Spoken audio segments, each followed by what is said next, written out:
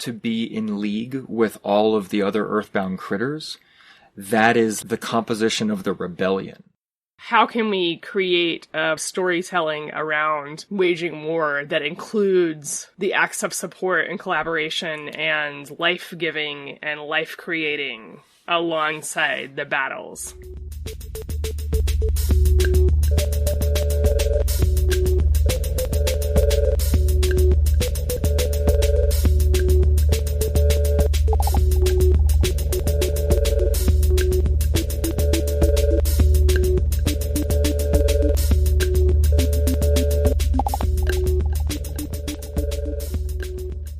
Hello, hello.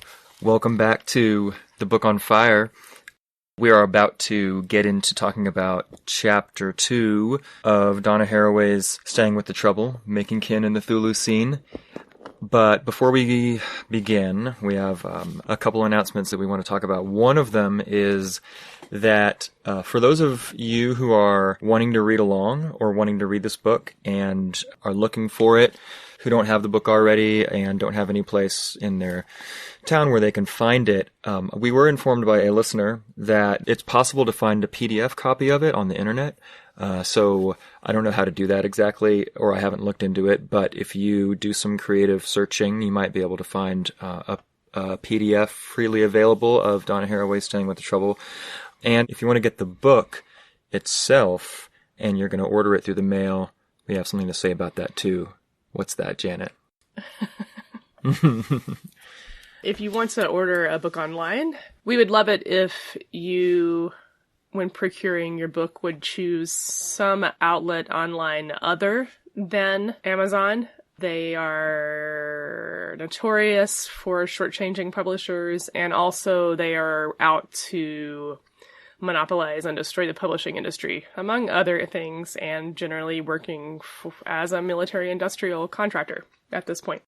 We order a lot of books online, and we usually use either Alibris, ALIBRIS.com, or Better World Books. Those are two outlets that we like. If you guys have favorites, we would love to hear what those are.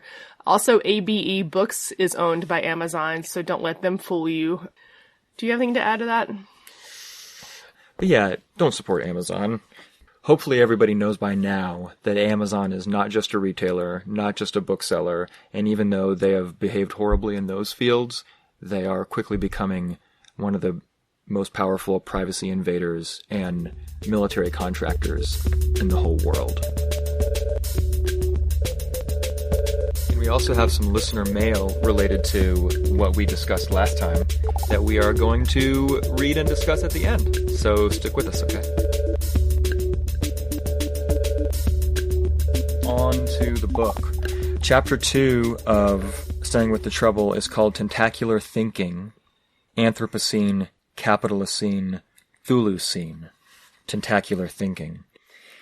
So to give a basic overview of what's going on in this chapter, Haraway she's basically leading up to an argument for her coining and her use, her preference for this term Chthulucene, which we talked about when we talked about chapter 1.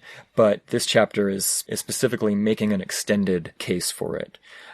And she offers this in contrast to Anthropocene or Capitalocene. So the last part of the chapter is specifically about those three terms, but she gets us there slowly by laying the groundwork philosophically for why we need new words and why we need new stories and ways of thinking with the present. She introduces this idea of tentacles and tentacular thinking as a kind of reaching horizontal feeler engagement with the world. Spends a little bit of time talking about sympoesis, which we're not going to talk about today because that is the subject of chapter 3 in its entirety. And she makes the case for the importance of storytelling and the importance of what thoughts think are thoughts, and brings in Ursula K. Le Guin and Bruno Latour as people who are trying to tell new kinds of stories and who are attentive to the quality of our stories before she gets into the actual specifications of Anthropocene, Capitalocene, and Chthulucene. So that's basically how the chapter goes. But it starts with laying the groundwork for like why we even need news stories to begin with. And so what's that part about? Haraway points to two main stories that have caused a good deal of damage and are foundational to our understanding here in the West. And one of those is the idea of the bounded individual, which means each of us is a finite self, discrete and self-contained. The other idea is humans as exceptional beings, disconnected from the rest of life.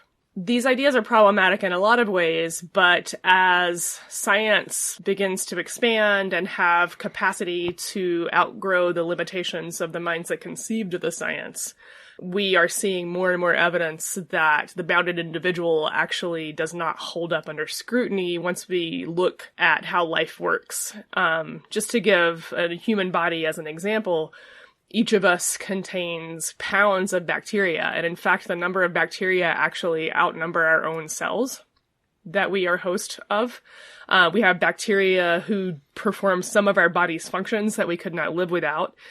Even part of our DNA is made of viral genes that we implemented a long time ago to be able to carry fetuses inside. So mammals themselves would not exist without viral DNA as part of our structure. What are some other examples of the ways that we are not discrete?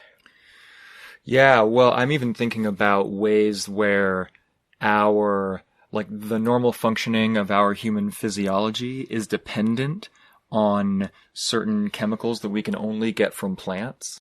It raises this question of where do we end when chemical that's as important to our functioning as one of our own hormones or neurotransmitters is something that we have to get through our diet. From outside. That's right. a signaling chemical in our body. So it's like the berries that we graze on are part of our nervous system in a way. Mm-hmm. And these microbes that are in our gut are not just a part of our digestion, but they're a part of our immune system and everything. So it blurs the boundaries, when some of what we think of it as us that performs the functions of us in some other context seem to be not us. Like the bacteria, we are used to calling that not us. There's right. us and then there's bacteria, but it's part of us. And so it's hard to draw firm boundaries around the individual. Yeah. And so science is eroding this idea at the very same time that we are realizing more and more that the creation of the bounded individual was necessary to get capitalism going. Oh, right. And was necessary to create the liberal democratic subject at the same time, and how much violence it took to be able to even to conceive of an individual that is an independent agent that makes rational choices, that's not just part of an environment, right. and part of a community and so these things are converging in this moment where science is questioning it, and just politically we're questioning that very much as well. I would add, too, that I think that I think Haraway should have said this and does not say this, and part of what you just said reminded me of this, is that science is not discovering something new. Science is catching up with indigenous wisdom from around the world. People have long understood that they were part of a greater web of life, and that they were not individual subjects, that their survival depended on their communities, on their tribes, and this idea that this is a discovery is actually science catching up with what was already known and was obliterated partially through the Enlightenment practice that led to the neoliberal or liberal subject. So that is something I think is lacking in the book and should be acknowledged here. Yeah. The idea of the discrete, bounded individual is getting pushback from a lot of different sectors right now. Right. And one of my favorite expressions of this pushback is actually a quote. It's one of my favorite quotes from the book To Our Friends by the Invisible Committee. Maybe some of you know of this book. It's a book of radical French political theory. And I use this actually in my phytochemistry classes in our herb school, this very same quote. And the quote is, "The world doesn't environ us, it passes through us. What we inhabit inhabits us. What surrounds us constitutes us. We don't belong to ourselves. Which is a very nice, poetic and concise expression of this idea of where do we end? What we inhabit inhabits us. There's no boundaries, firm boundaries between us and our environment. Yeah, so establishing that we need new ways of thinking, that we need new concepts, new ways of thinking, is where the chapter gets going. And then to try and develop these new ways of thinking and talk about where people are going, trying to find something more adequate to the times, she first introduces the idea of tentacular thinking.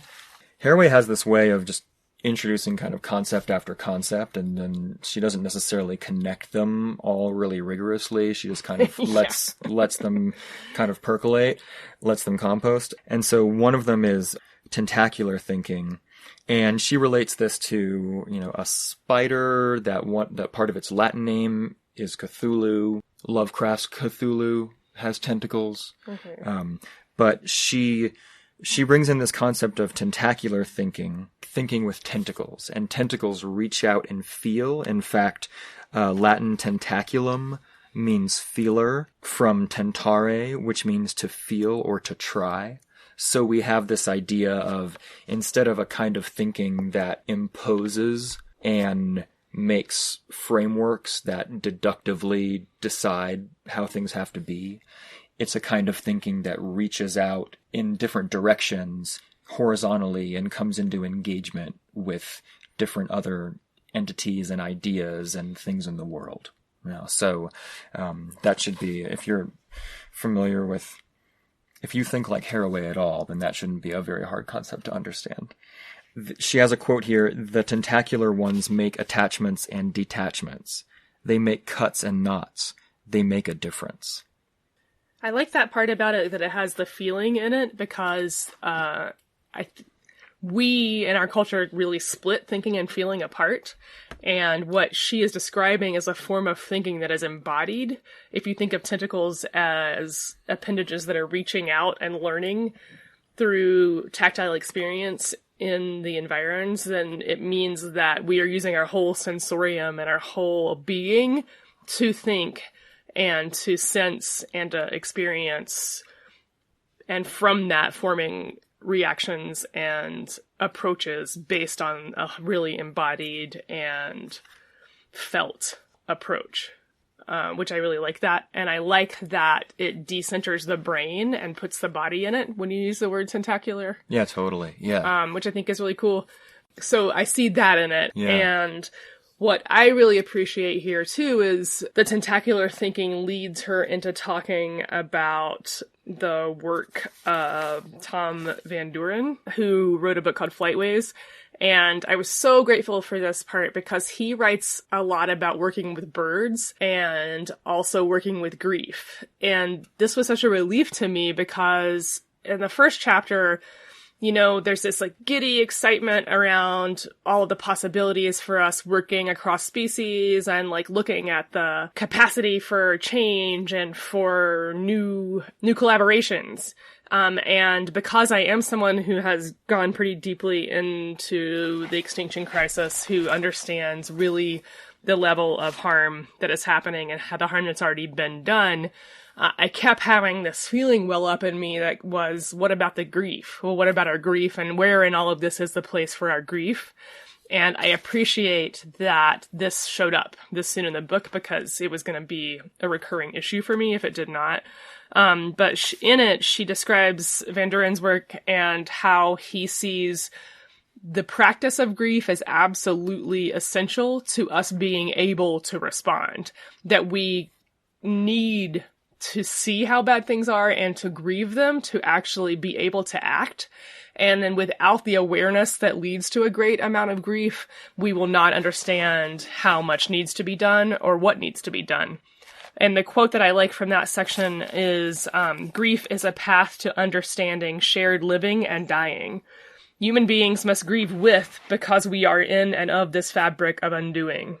And here we see tentacular thinking applied to grief as well, because it is through feeling our way through these connections, feeling our way into the web of life and seeing and experiencing what is happening there, that we are aware of what is at stake and what we have to grieve. So that feels important to me. And I think that for any of us that are thinking, well, what am I taking away from all this? How do I practice any of this? I'm holding that close, which is that we need to have a space to grieve and to grieve together collectively to be able to learn how to respond. And our response ability is absolutely built on the capacity for grief. I think. Yeah. Yeah, I'm really glad that grief showed up in chapter 2, because I was afraid that necessary work was maybe going to be left out of the book. And this Van Doren character sounds like another person. I really want to read that. I might just have to go out and read too. When we're doing tentacular thinking and feeling, when we're tapping into the experience of all the other companion species on planet Earth, then part of what we're tapping into is the grief and the loss in the web of life. And holding space to feel that, to let that grief go through the web and through us and through our bodies and resonate through our bodies is part of being with, and becoming with. Haraway is really, she spends a few pages in this chapter really elucidating the importance of thinking, which might seem self-evident that she would be concerned with thinking, right? Because she's a writer. But to her, thought, and there's a fascinating part in here where she references Hannah Arendt's work on Eichmann, the Nazi, and his inability to think. And I'm not going to describe that part, but the idea that comes out of it is that thinking is, she calls it a form of visiting or wayfaring. She uses these traveling metaphors, and this is Hannah Arendt, but also Haraway, using these traveling metaphors for thinking. So to think is, and this goes along with tentacular thinking being about the lines, to think is to travel along lines, to go visiting, to go see new places and connect with things. No. And for her, the proper way to think is this exploratory visiting, following lines and seeing where they lead. Yeah, one of her examples of this type of thought, the wayfaring thought of branching out across worlds and across fields, that she gives an example of is Anna Tsing, who wrote The Mushroom at the End of the World, which is an ethnographic study of both matsutake mushrooms and the people who harvest them and the people who love them and the supply chains they are part of, and the disturbed ecosystems that they exist within. I read that book last year. Highly recommend it. Really cool book. But part of what Anna Tsing does that's unusual, besides working in many disciplines, is that she is interested in the sites of disruption that are fertile ground for these matsutakis, that are also fertile grounds for the exchange of different cultures and different kinds of people who are living on the margins of society and are doing piecework by harvesting these mushrooms and having a hustle when they can't legally work. Otherwise, many of them are Southeast Asian immigrants who have trouble finding work in the marketplace. So Tsing is picking this one commodity, you could call it, but also a pretty interesting being in the ecosystem that matsutake exists in, and following those mycelial threads through a network goes all the way around the world. What I loved about the book is, after having read a lot of ecology and biology, a lot of times we see scientists are only interested in pure systems that existed before contact with Europeans. So people prefer native plants or more intact, rich ecosystems or highly developed climax plant communities, while Tsing is actually interested in these novel ecosystems and these sites of rejuvenation in the face of disruption. Anna Tsing sees the fertile ground that there is, or the capacity for these places and sites of connection and new cooperations as a place we should be looking at, because we can learn from these adaptive species and we can learn from these transitional systems that are becoming something new, both with people and with the rest of life there. The quote that I wrote for her that I really like is, Matsutake tells us about surviving collaboratively in disturbance and contamination. We need this skill for living in ruins. So she's saying to us, we should be paying attention to the places where there is disruption and life is springing up there. And what does that life tell us? Instead of only paying attention to the pure systems that are undisturbed relatively in our minds. Mm-hmm. So Anthropocene is giving us an example of a way of studying and thinking and observing that notices what life does to respond to changing circumstances. Yes. Kind of. And what life is doing during a chaotic time. Yes. And what kind of new partnerships and combinations are being made. Mm-hmm. And I want to add here that she's not just interested in the more than human world or life that is not human. Mm-hmm. She sees those people that are harvesting it as also examples of adaptation and examples of people thriving and life thriving. Right. On the margins in disturbed places. Right. Yeah, because one of the things about the book is that the mushroom harvests are possible as a subsistence income for these people because of certain disturbed environments that are also anthropogenic. Yes, absolutely. Right, that are human-created disturbance. Mm-hmm. So there's no purity, there's no original anything, there's no restoration of some past. It's just an ongoingness of adaptation and survival, but it's multi-species. Multi-species web creation for survival and even thriving in some situations. Some people, the best part of their year is that month of harvesting, you know? So even a form of reconnection you might not picture because it's so dependent on the market to exist. Yeah. Yeah. Right, so Anthropocene and the mushroom at the end of the world is, for Haraway, an example of tentacular thinking. Right. And tentacular anthropology, maybe. One that just follows lines of connection and adaptation to explore the variety of life's responses, including human life's responses to changing circumstances. Right? Yeah. Haraway moves on in the pursuit of new ways of thinking that are up to the tasks of our times and new ways of thinking towards staying with the trouble.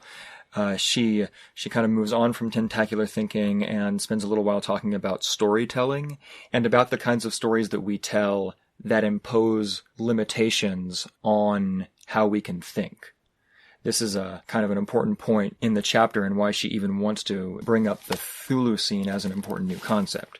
And to make this point, she quotes an anthropologist that says, "It matters what ideas we use to think other ideas with." And Haraway goes on to say, "It matters what matters we use to think other matters with. It matters what stories we tell to tell other stories with. It matters what knots knot knots, what thoughts think thoughts, what descriptions describe descriptions, what ties tie ties." So she's still making a case for the importance of having the right stories in order to be able to navigate the current circumstances.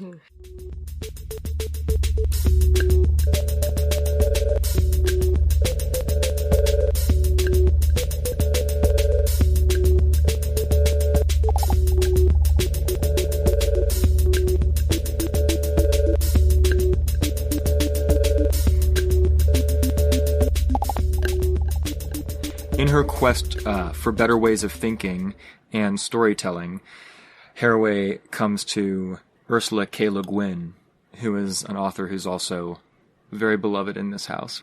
And Le Guin's carrier bag theory of storytelling, which is a story conceived of a capacious bag for collecting, carrying, and telling the stuff of living. A leaf, a gourd, a shell, a net, a bag, a sling, a sack, a bottle, a pot, a box, a container, a holder, a recipient. That's a quote from Le Guin. And this is a theory of storytelling that is contrasted to the storytelling of the Anthropos, which is the storytelling of the hero who's attached to the tool, the weapon, or the word. So this is important to Haraway, too, to contrast these different kinds of storytelling, to get away from the, we could say, male-gendered anthropos storytelling of the tool, the weapon, and the word, and to conceive of this other kind, the carrier bag type of storytelling. And all of this brings us to Bruno Latour, who's Bruno Latour, I've never read any of his work, but I've heard his name before. He's a sociologist and philosopher, also French, who has a book and is kind of maybe famous for the phrase, "We've never been modern." I think that's a book of his. So Haraway brings Bruno Latour into the chapter at this point when she's kind of evaluating new ways of storytelling. Because Latour is also somebody who thinks we need new stories, who thinks we need better stories. And he is ready to use the term Anthropocene. That's part of, I think, what he's doing in here. And because, she's about to argue against the use of the term Anthropocene, but he's really into it.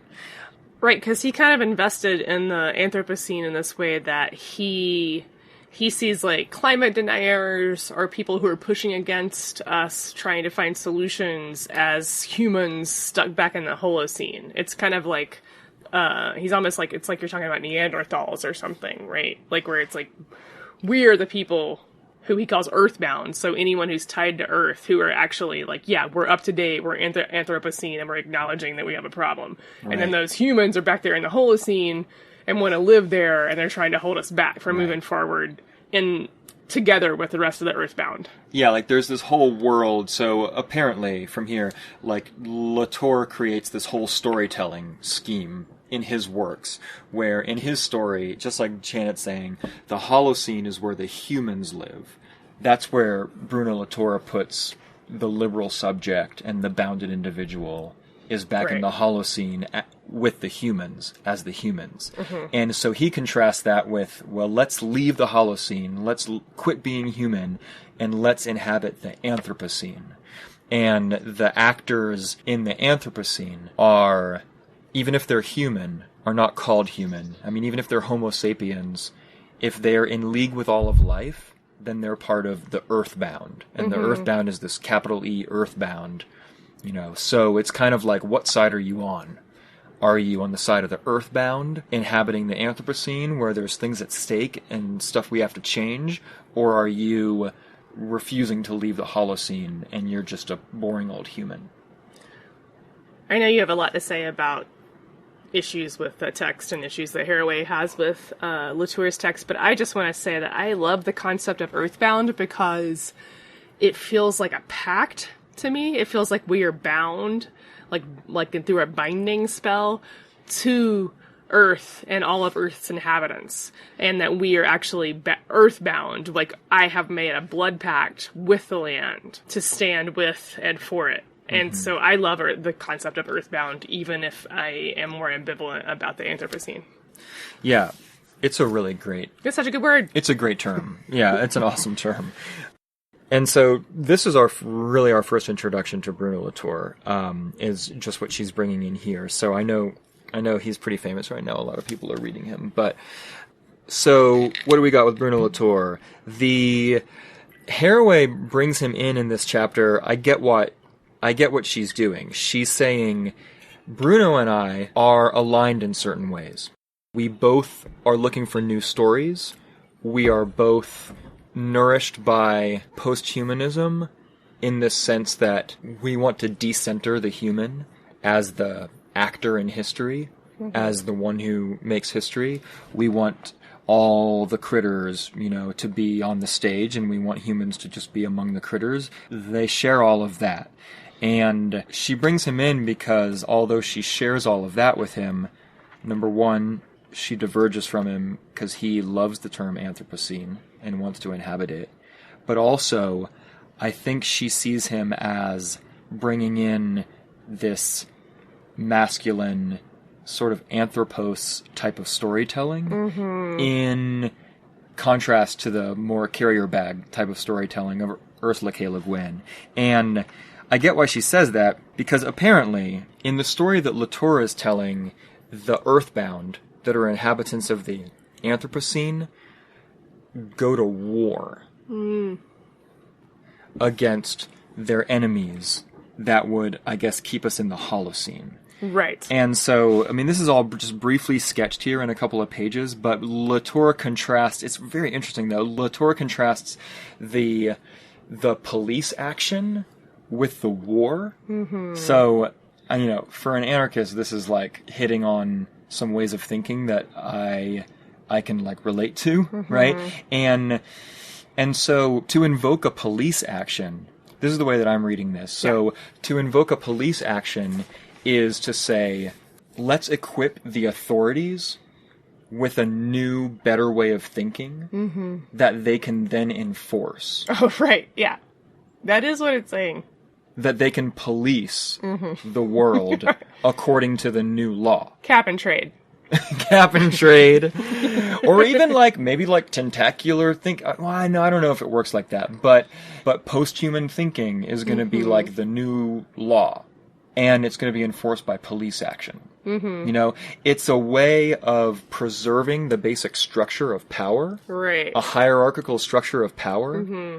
Where it's like, you got to get in line. You got to get in line. You know. This is the new order. This is the new order. Right. And a fight to see who's going to establish the new order. Right. That's going to be enforced by police action. Versus what he calls war, which is basically this other idea, which is, he says, in war, there is no referee. Mm-hmm. Ain't that the truth? Uh-huh. Which is, I mean, these were kind of exciting ideas to me because I never encountered them before. But, right? It's like, there's no UN. There's no court system. Mm-hmm. There's no one that you can appeal to and say, this other country or this other corporation or this other force is not obeying the climate accords or is not obeying, you know, there's no referee. There's not going to be a police action that makes actors comply with what the new thing is supposed to be. Instead, it's just a power game. Right. Right? It's just who's going to win in this, like, array of who's going to sort of define the future, you know? And it's not like, I mean, the way that I am riffing off of Latour, it's not like there's going to be a winner in one contest, right? Because it's like the war is diffuse, the war takes place in different ways and it looks different in different corners of the world and in different areas and different fields and stuff, but the war is kind of his encompassing term for all of that. And so, yeah, it's not the Super Bowl. It's not like, are the critters and the Earthbound going to win the Super Bowl over, you know, the humans that inhabit the Holocene. But he is invoking this idea that there are enemies and the Earthbound have to be in league to fight against them. And so for me, it's interesting because Haraway is bringing Latour in here partially because she doesn't like the martial metaphor and the war metaphors. And she thinks that that's not a proper carrier bag story of history. That's more of the masculine anthropo, right? Because it's war. Phallocentric. Violent, perhaps, you know, force-oriented, all of this. But I have to say that the Latour stuff, it brought in something for me that I thought was kind of lacking, or that I was wondering about up to this point in this book, and that is the political analysis. Totally. The political analysis. Because lacking an actual analysis of who is on the side of what, right, and how is power constituted, and what are the incentives for continuing the project of human progress against nature and against the critters. Without that, it gets hard to actually bring these thoughts down to earth. Yeah. Right? And like Haraway talks about, that we need new stories, that we need to have new stories, and this new and this new kind of storytelling is what's gonna help fix the situation, basically. And it's that universal we that bothers me. It's so annoying. It's that universalizing we. It's like, who needs the new stories? Right. Right?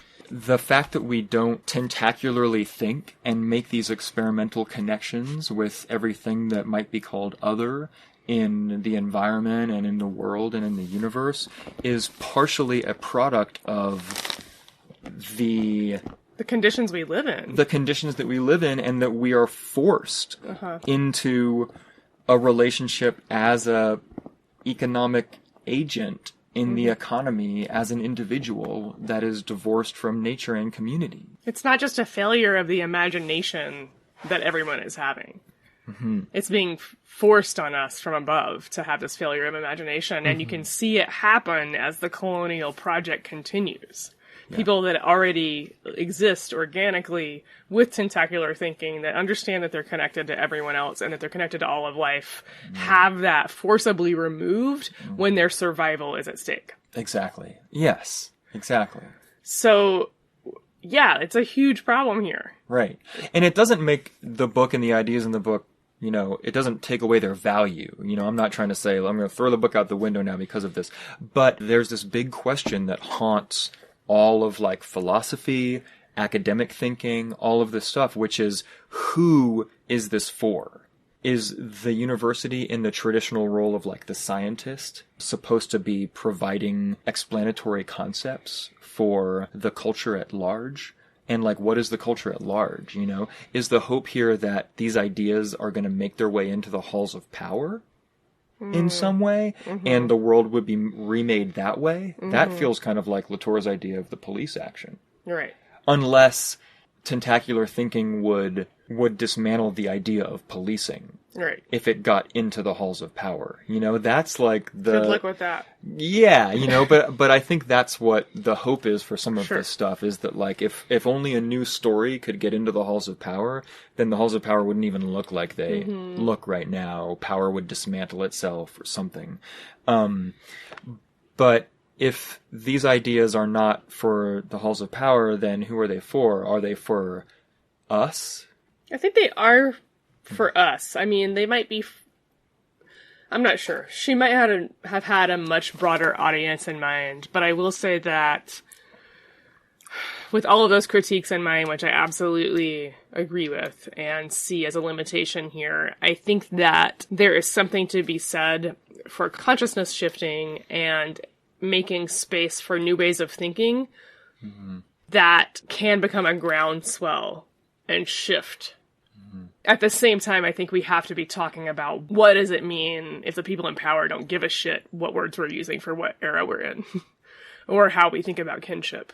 But the power comes from grassroots, collective consciousness shifting that we are actually going to do something with later and do something with now. And there has to be this groundswell of action, or the words are in an echo chamber, really. Right. Yeah, I think what me and Janet are saying is that we have some affinity with this idea of Latour's, as far as we understand it, that making alliance with the more than human world and abandoning the privileged position of the human to be in league with all of the other earthbound critters, that is the composition of the rebellion. Right. Absolutely. The way that I'm reading this, these are ideas for us down here, not the power brokers, not the power elite, not the people who control the money and the institutions of the world, and that we hopefully can use these ideas to gain strength against the powers that would sunder those connections and make a thing out of everything to submit it into the engine of the economy that's going to destroy the world. At the same time, Latour seems to be, one of his concepts is the trial of strength, and somehow the earthbound have to pass these tests of strength. I understand how Haraway can come to that with some criticism, that this this is a very kind of muscular, macho kind of storytelling. And for me, I feel like another danger is there with Latour's concept, and it is that because we have grown up living and breathing certain ideas about action and certain ideas about response and what is effective and what is real and what power looks like, we can limit our ways of understanding what resistance looks like. And I think that when Latour says war, it means something really specific that might actually exclude some ideas that we might put under the carrier bag theory. And I think that I want to understand war as not just extreme heroic acts of defense of Mother Earth. I want to see war as actually waging battles that include protecting the people who are vulnerable, creating networks of support, and being prepared to make the world that we want to live in the ruins of the old, while we fight to defend life, including us, from the forces that want to extract resources. How can we create a version of war or a storytelling around waging war that includes the acts of support and collaboration and life-giving and life-creating alongside the battles? I think I would add here, too, just to add on before we move on, because this is a huge topic, the anarchist theory of social war. Oh, right. Which is that there has never not been war. Right. Our existence under the current order is the constant war being waged by power against the self-organizing of the subjected ones into a powerful force that could contest power. Right. And that there's a spectrum of times that feel more like war and more like peace, but there's never peace. Right. There's never not war. Right. So what you're saying is that Haraway's acting a little bit like Latour is saying calling for war, and you're saying there's already war. There's already war. Okay. Or that's what, in the anarchist theory of social war, that is the premise. Is that we are never in the absence of war. And so it's just how are we going to act within it. You know? And war is more than just the battlefield. Right. War is everything that supports the people who are trying to survive the siege by the enemy. War is all of it. So war would contain the carrier bag approach. Oh, maybe. Maybe. Yeah, I don't know. I mean, it's still... It's still war. It's still in some ways opposing theories. Yeah. I don't know. Okay. There's definitely opposing emphases.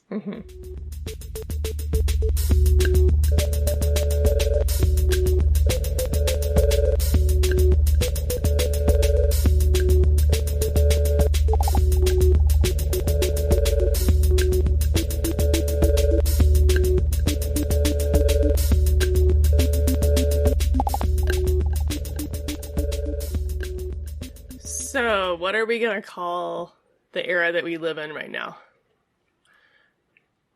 That's what this chapter is all about. As Dave mentioned earlier, the geologic term for this time period that began at the end of the last ice age is the Holocene.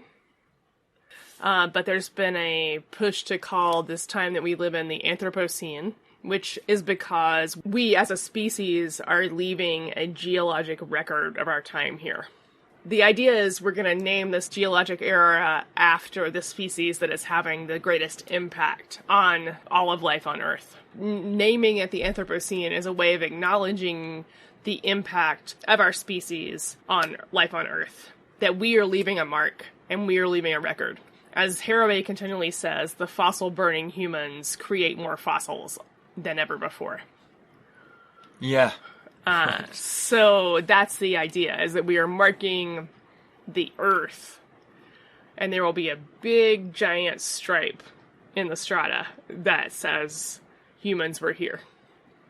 The reasons for doing that is to actually shift consciousness and acknowledge that we, in the culture that we're living in right now, are doing great harm, and having an impact as large as any of the other mass extinctions. But again, there's some pushback against this that Haraway is part of because it's a little more complicated than that. Because, as Dave was mentioning, who is we? Mm-hmm. Right. Is it actually humans? Is it all humans? Is it our whole species? In fact, Homo sapiens lived for a very long time without creating a mark on the geologic record. And that's why the beginning and end of what people are calling the Anthropocene is fuzzy, and we can't really figure out when we're going to date that. Some people think that as soon as Polynesian islanders started moving to different islands and causing extinctions on those fragile island ecosystems, that is when the Anthropocene would start. Others would say that the Anthropocene did not start until the era of colonial expansion and domination and conquest in the 1400s. So when we... Right, with the redistribution of species and Right. the extinction of lots of species that happened at that time period. Oh, yeah, with the Columbian Right. exchange, Yeah. as they call it. Yeah. So when do we date the Anthropocene? Which is kind of to? also the beginning of capitalism. Right. Yeah. Which leads us to another concept, or another term that some people put forth that we should be using instead of Anthropocene.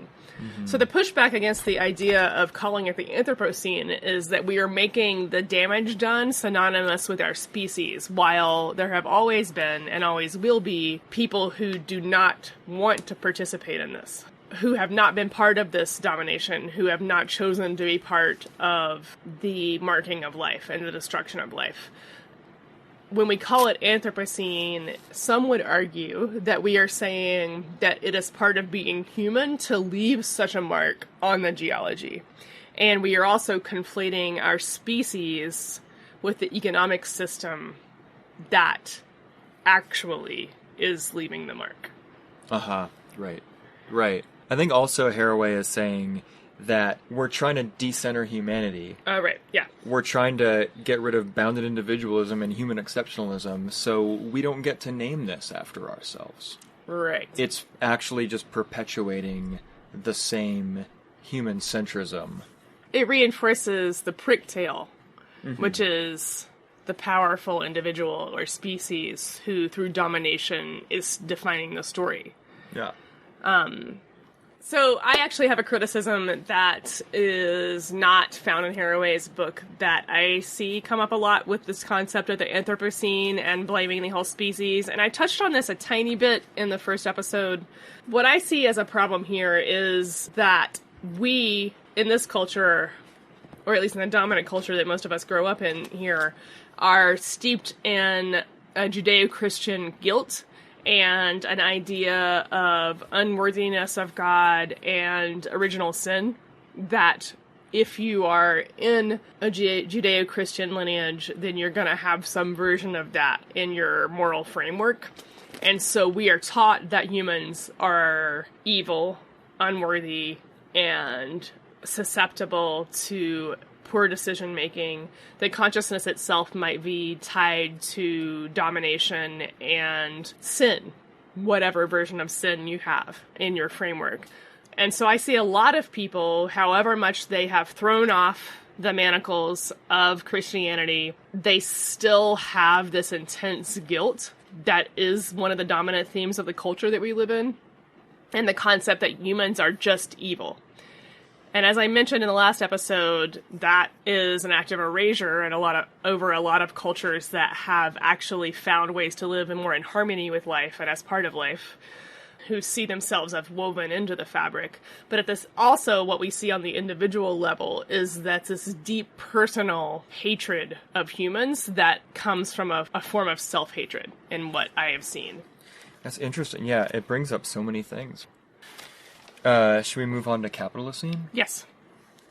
Okay.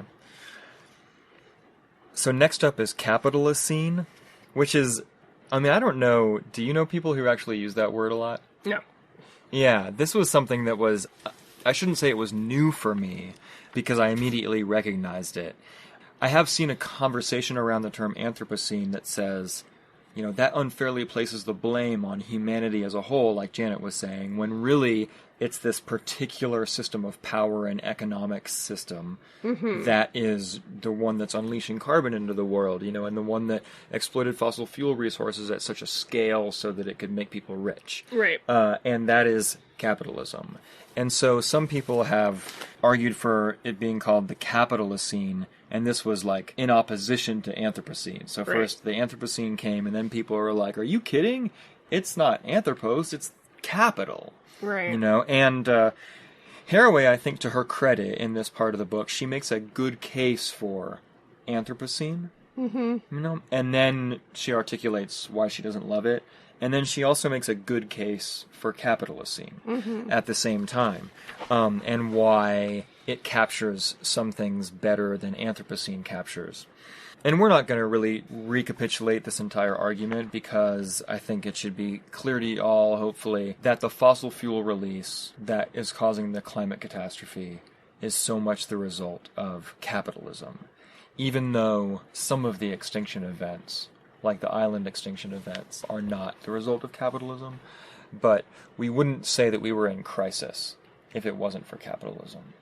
I'm not in love with the term Capitalocene, but I do understand why I maybe agree that it describes the current moment better than Anthropocene because like I'm about making distinctions about who's responsible and who's in power and what's actually driving the things. And so I get that. What was interesting to me in this chapter was some of Haraway's criticisms of Capitalocene. Not because I love the term, but I think that it was a little bit telling of her to see the way she was pushing back at it. At one point, and I guess I'll read this, she quotes, "Both the Anthropocene and the Capitalocene lend themselves too readily to cynicism, defeatism, and self-certain and self-fulfilling predictions like game over, too late discourse that I hear all around me." And this reminded me of Zizek's famous statement that it's easier to imagine the end of the world than it is to imagine the end of capitalism. Because if calling it the Capitalocene to her immediately invokes the game over mentality, I'm like, well, why does calling it Capitalocene invoke game over? Right? It reminds me of Ursula K. Le Guin's statement, which is that capitalism seems inevitable, so did the divine right of kings. And the idea is, we're so in it, we can't imagine the end to it, which is what Zizek is also saying. Yeah, You know? And so I think Haraway's in it and can't imagine the end to it. So she's like, if we call it that, that's what defines it. Right. Which I can kind of see that, actually. Why name it after what you're trying to get away from? Name it for what you're trying to supersede. Well, I mean, her counter for the Chthulucene is she wants to name this era after what she wants to be happening. Right, and that's actually getting towards... Yeah. Yeah, and thank you for bringing that up, because I wanted to talk about just this bigger question of what she's doing here with this quibbling about the names. Right. Anthropocene and Capitalocene are arguably more descriptive. Right. Of the current moment, where Chthulucene is more prescriptive. It's more like a prescription for a remedy. Okay. Like how you write a prescription for some medicine. Chthulucene is the medicine for our time. Anthropocene and Capitalocene are... The diagnosis. The diagnosis. Oh. You know? And so there's a weird way... She never addresses the fact that she's changing the framework. She's changing the terms. She's proposing a name based on different terms.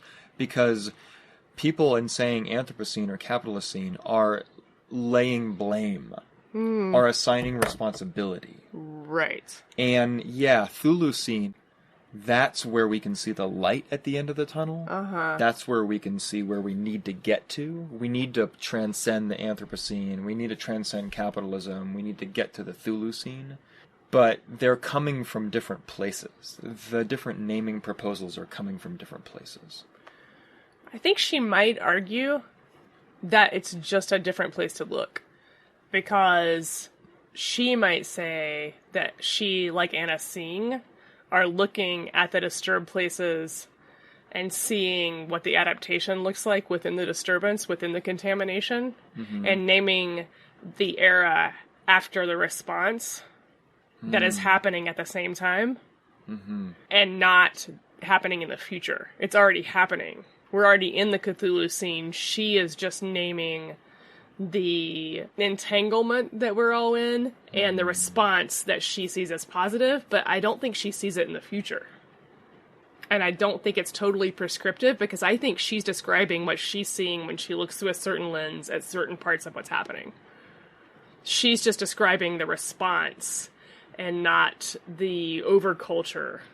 She may be naming the era for the resistance rather than the problem. That's a good point. But don't you think she's trying to uplift something she wished she saw more of? That I will give you. Yeah, absolutely. Yes. She is saying, let us embrace the Chthulucene. Let's think in terms of Chthulucene so that we're thinking in terms of cooperative problem solving rather than just defining the problem. Right. I think if I was just going to wrap up what I think she's saying about these three terms is that when she says that Capitalocene and Anthropocene are teleological, this goes back to the storytelling part, which is that if we're trying to use the mind frame that got us into this mess to solve the problem, then we're not going to find a solution. So when she names it Chthulucene, she's saying that we don't know the end, we don't know what's going to happen because everything's new and everything is changing, and there are new connections and collaborations happening all of the time that we can't imagine yet. And if we continue to use the stories we've already been given, then we think we already know the end.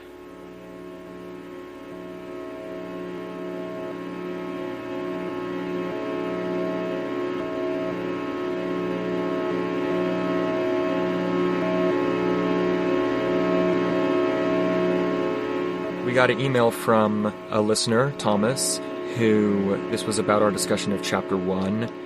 And he had a number of interesting things to add to the discussion. One of them was on the subject of the string figures, the Cat's Cradle type string figure games that Haraway uses as an image. He added another take on that, saying that he visualized a system of hollow capillaries that stretched and attenuated and swelled with life force while still remaining only channels through which it passed.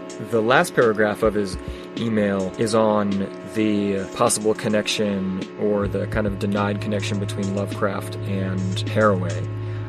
And he writes, though Lovecraft is barely a footnote in this text, I would like to point out a correlation between the concept of this book and one of his tropes. Often his characters miserably state that the only solace left to them is in the fact that the human mind is simply incapable of comprehending the horrors of fate in the universe. Haraway, it would seem, wants to destroy this false solace by abandoning the cosmic futility and engage our minds with confronting the horrors of ours and the planet's fate.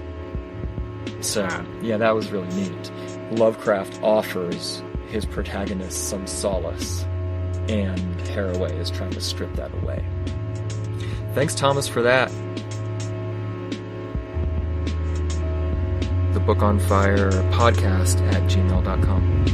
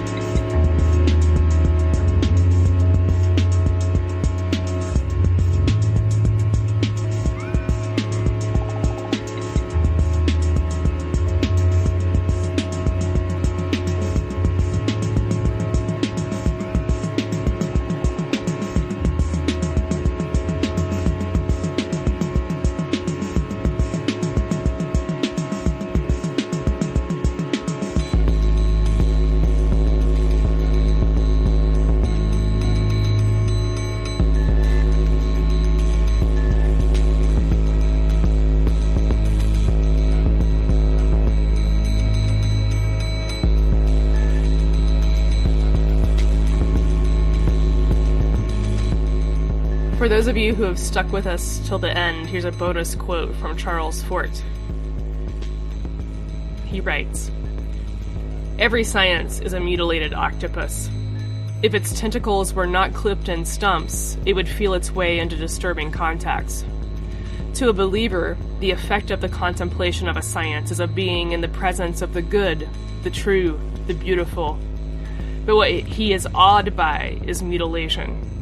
To our crippled intellects, only the maimed is what we call understandable, because the unclipped ramifies into all other things. According to my aesthetics, what is meant by beautiful is symmetrical deformation."